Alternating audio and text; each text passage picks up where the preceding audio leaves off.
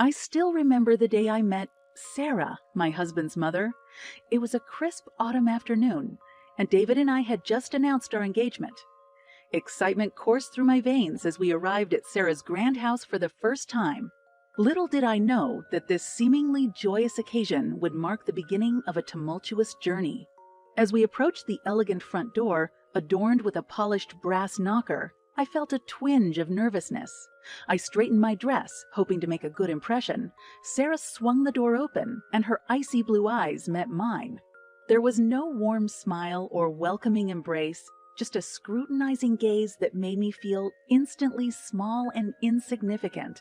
"Emily, how nice of you to finally join us," Sarah greeted, her tone dripping with thinly veiled sarcasm. "Do come in." I stepped into the grand foyer, taking in the opulent surroundings while Sarah's eyes roved over me, judging my every move. The air was thick with tension, and I felt a knot forming in the pit of my stomach. "Thank you for having us, Sarah," I replied, forcing a polite smile. "Your home is absolutely stunning." She looked me up and down, a smirk playing on her lips. "Yes, it is, isn't it? We do try to maintain a certain level of elegance here." David, always the peacemaker, chimed in, attempting to diffuse the tension. "Mom, please be kind. Emily and I are thrilled to be getting married, and we hope you can share in our happiness." Sarah's gaze shifted to her son, her eyes filled with disappointment. "Oh, David, don't you see? You can do so much better. She's just not the right fit for you. You need someone who understands our lifestyle, our values." My heart sank, but I refused to let her words break me. "Sarah, I may not come from the same background, but I love David with all my heart, and I'm willing to do whatever it takes to make our marriage work." She scoffed, her tone dripping with disdain. "Love is not enough, my dear. Marriage requires more than just emotions. It requires compatibility, ambition, and a certain level of refinement. I'm afraid you fall short on all accounts." I felt a surge of anger, but I swallowed it, determined not to stoop to her level. "I understand your concerns, Sarah, but love can overcome many obstacles. We are committed to building a life together and supporting each other. She arched an eyebrow, her icy gaze piercing through me. "We shall see, won't we?" I won't hold my breath. That night, as David and I retreated to our own home, the weight of Sarah's disdain hung heavy in the air. I couldn't help but wonder what I had done to deserve such treatment. Little did I know that our tumultuous journey had only just begun, and that Sarah's animosity would shape the course of our lives in ways I could never have anticipated. As the months turned into years, the tension between Sarah and me escalated. Our battles became a regular occurrence, turning family gatherings into battlegrounds. I couldn't understand why she harbored such disdain for me, but her hatred seemed unrelenting. One evening, as we gathered for a holiday dinner, the atmosphere crackled with palpable animosity. Sarah, ever the master of passive aggression, couldn't resist taking a jab at me whenever the opportunity presented itself. "I must say, Emily, your taste in decor is quite quaint," Sarah remarked, a mischievous glint in her eyes. "It's a shame that sophistication seems to elude you." I took a deep breath, trying to keep my composure. "Thank you, Sarah. I appreciate your opinion, but I believe everyone has their own unique style." David, growing tired of the constant tension, interjected. "Mom, can't we just enjoy the evening without the constant sniping? We're all here to celebrate." Sarah's voice dripped with condescension as she replied, "Oh, David, don't be so naive. We can't pretend everything is fine when it clearly isn't. I'm just looking out for you, dear." I could feel the frustration boiling within me, but I held back, not wanting to cause a scene. Instead, I turned to Sarah, meeting her gaze with determination. Sarah, I understand that you have your concerns, but David and I are committed to each other. It would mean a lot to us if you could support our relationship rather than constantly tearing it down. A mocking smile played on Sarah's lips. Support, you say? I would need a reason to support something I don't believe in. David's voice took on a note of exasperation. Mom, I love Emily, and I won't allow you to undermine our relationship. We're building a life together, and your negativity won't change that. Sarah's eyes narrowed, a storm brewing within her. Mine, David. Live in your bubble of delusion. But mark my words, you'll realize the mistake you've made one day. The tension in the room was palpable as we finished our meal in strained silence. It seemed as though there was no escape from Sarah's constant criticism and attempts to sabotage our happiness. I yearned for a day when we could have a peaceful gathering, free from her toxic presence. But little did I know that the worst was yet to come. Sarah's animosity would escalate to a level I never thought possible, pushing me to the brink and igniting a fire within me that would forever change the course of our lives. The following week, the turmoil between Sarah and me reached its boiling point. It was a day like any other, or so I thought, until I walked out of our house to find my car in ruins. Shock coursed through my veins as I took in the sight before me. Scratches covered the sleek exterior and the tires were slashed. It was a deliberate act of destruction, and the message behind it was clear. Sarah's vendetta against me had taken a dangerous turn. My heart pounded in my chest as anger welled up within me. How could she stoop so low? I couldn't fathom the depths of her cruelty. Tears of frustration and despair streamed down my face, and I clenched my fists, vowing not to let her break me. David rushed outside, his eyes widening in horror as he surveyed the damage. Emily, what? What happened to your car? This is beyond belief. I could barely find my voice, choked with emotion. It was Sarah, David. She did this. She did this. She's trying to tear us apart, to force me to leave. David's face contorted with a mix of anger and disbelief. That's unforgivable. We can't let her get away with this. We have to do something. I nodded, my resolve hardening. You're right, David. We can't let her win. We deserve to live our lives without her constant interference and cruelty. As we stood there, hand in hand, our determination grew. It was clear that staying in the same town, under Sarah's watchful eye, would only prolong our suffering. We needed a clean break, a chance to rebuild our lives away from her toxic influence. That very evening, we sat at our kitchen table, poring over maps and listings, searching for a new place to call home. We knew it wouldn't be easy, but we were determined to find a haven, a place where Sarah's reach couldn't touch us. I found a town a few hours away, David said, pointing at a location on the map. It seems peaceful, far away from the drama we've endured. Maybe it's the fresh start we've been longing for. I looked at him, my eyes filled with a mix of hope and determination. Let's do it, David. Let's pack our bags and leave this place behind. We deserve a chance to be happy, free from Sarah's toxic grip. And so, our plan was set in motion.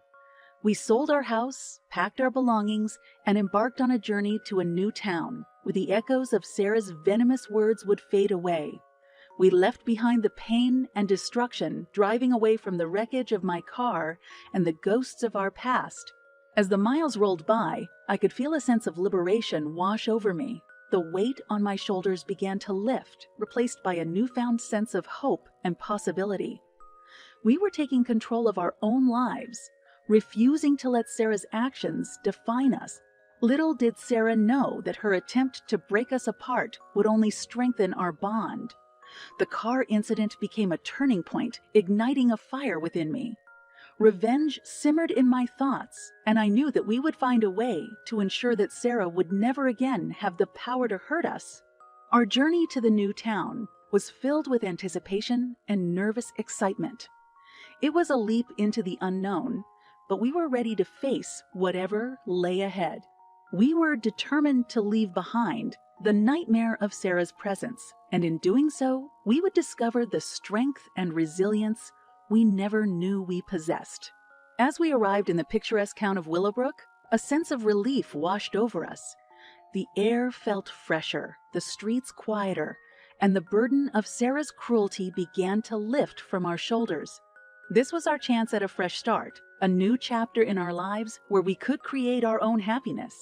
Our new home, a cozy cottage nestled among towering trees, welcomed us with open arms.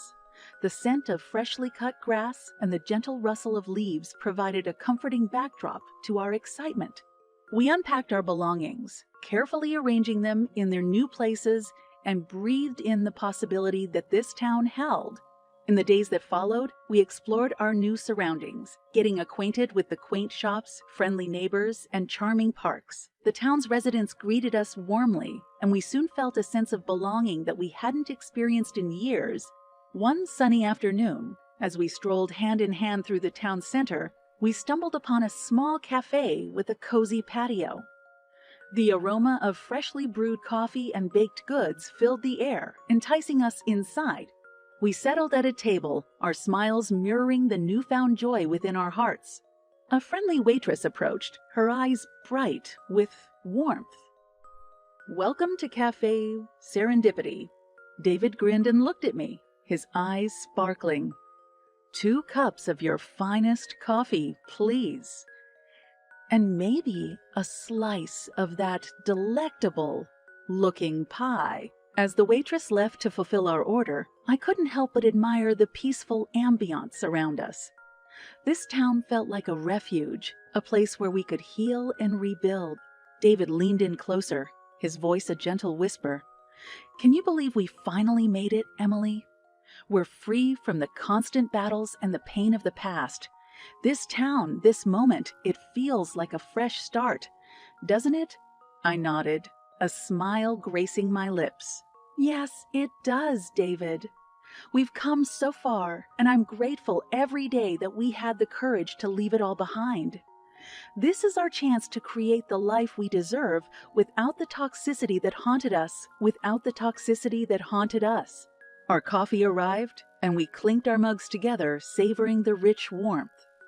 As we savored the moment, a sense of gratitude washed over us. We had overcome the trials and tribulations, and now, in this idyllic town, we could finally breathe freely. Days turned into weeks, and weeks into months, as we settled into our new life in Willowbrook. Our cottage became a sanctuary, filled with love, laughter, and a peace that we had longed for. The wounds inflicted by Sarah's cruelty began to heal, replaced by a renewed sense of self-worth and resilience. Our new neighbors welcomed us into their community, inviting us to gatherings, sharing stories, and embracing us as part of their extended family. The support and kindness we received were a balm to our weary souls, reinforcing our belief that we had made the right decision. One evening, as we sat on our porch, watching the sunset cast its golden glow across the sky, David turned to me, his eyes shining with happiness. "Emily, I never thought we would find such peace and happiness after all we've been through. You've shown me what it means to fight for love, to stand up against adversity. I'm grateful every day that you're by my side." Tears welled up in my eyes as I squeezed his hand. "And I'm grateful for you, David. You've shown me unwavering support, and together we've built a new life, a life free from the shadow of Sarah's cruelty. Our love has triumphed."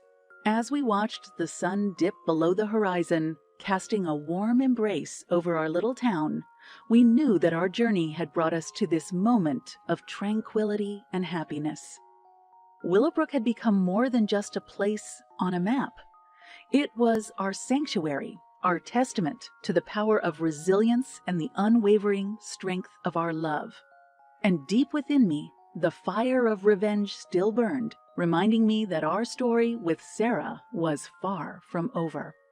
But for now, we cherished this newfound peace, knowing that the time for revenge would come, and when it did, Sarah would learn that her cruelty had only fueled our determination to rise above it all.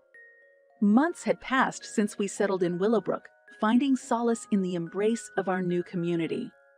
Life had been kind to us, offering moments of joy and contentment that we had longed for.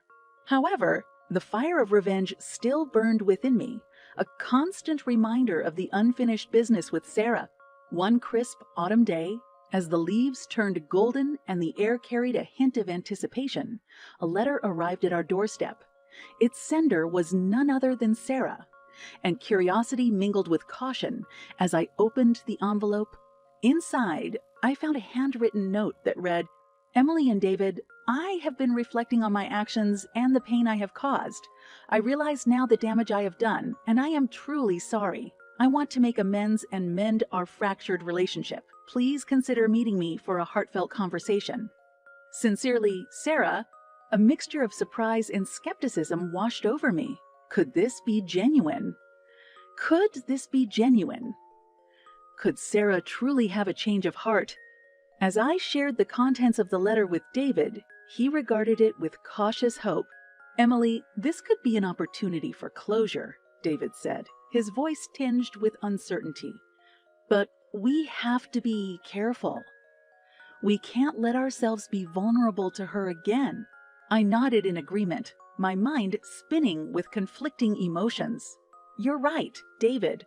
If we do decide to meet her, it will be on our terms. We won't allow her to manipulate or hurt us anymore." After careful consideration, we agreed to meet Sarah at a neutral location, a small cafe on the outskirts of town. The autumn breeze whispered through the trees as we sat at a corner table, our eyes scanning the entrance for her arrival. Moments later, Sarah stepped through the door, her usual air of superiority replaced by a humbled demeanor. She approached us tentatively, her gaze filled with a mix of remorse and apprehension. "Emily, David, thank you for agreeing to meet me," Sarah began, her voice laced with genuine sincerity. "I know that I have caused you both a great deal of pain, and I am truly sorry." I studied her face, searching for any hint of deception. "Sarah, we've endured so much because of your actions. What makes this time different? Why should we believe you now?" Sarah's eyes filled with tears, and her voice quivered with a mix of regret and desperation. "I have lost so much because of my stubbornness and bitterness. I see now the love you two share, and it pains me to think that I almost destroyed it. I want to change, to make amends, and to be a better person." David's voice softened, his eyes searching hers for truth. "Sarah, forgiveness is a difficult path, and it will take time. But if you are truly committed to change, to treating us with respect and kindness, then perhaps we can start anew." Sarah nodded, her tears flowing freely now. "I understand, and I am willing to do whatever it takes. I want to earn your forgiveness, and I will spend the rest of my life making up for the pain I have caused." As the three of us sat there, emotions swirling within us, a sense of closure washed over me. Revenge no longer seemed necessary. Sarah's transformation, if genuine, would be her own punishment and redemption. We had found our own peace and happiness, independent of her actions. In that final act of forgiveness, I realized that our revenge had been to rise above the cruelty, to build a life based on love and resilience. Sarah's attempt to break us had only strengthened our bond, and now she would witness the power of forgiveness and the triumph of our love. As we bid farewell to Sarah, our paths finally diverging, I turned to David with a smile, my heart filled with hope. "We did it, David. We found our revenge, not through destruction, but through forgiveness. Our story doesn't end with revenge. Ends with love." And as we walked hand in hand, leaving the cafe behind, I knew in my heart that our journey had come full circle. We had overcome the battles, endured the pain, and emerged stronger, ready to embrace the future with open arms. The final act had unfolded, and in its wake, we found the peace we had longed for all along.